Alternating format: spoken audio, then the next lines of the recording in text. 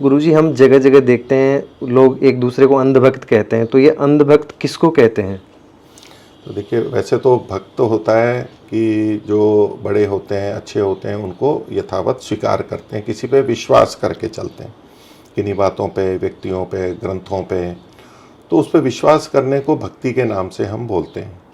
तो जब व्यक्ति बिना सोचे समझे, बस वैसे ही आंख बंद करके, अर्थात बुद्धि को बंद रख करके, बिना विचार किए किसी की दूसरे की बात यूं ही मान लेता है, ये करता है कि ये व्यक्ति जो भी बोलेगा वो ठीक है, इस पुस्तक में जो लिखा है वो ठीक है, यहाँ ये जो मान्यता है, यहाँ जो कुछ भी कहा जाएगा वो ठीक है।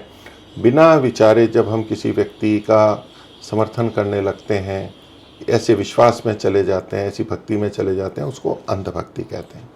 तो हमें, जब हम दूसरों पर विश्वास करते हैं, तो ठीक है, विश्वास किया जाता है और उसके आधार पर हर बार परीक्षा नहीं की जाती, लेकिन फिर भी हमें जब कोई बड़ी बात होती है अवश्य देखना चाहिए।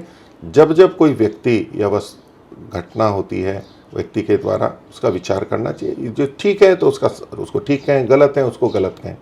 लेकिन जब हम उस व्यक्ति के राग में या मोह में होते हैं, तो उनके गलत बातों को भी हम सही मानते हुए चलते हैं, ये अंधभक्ति कहलाती है।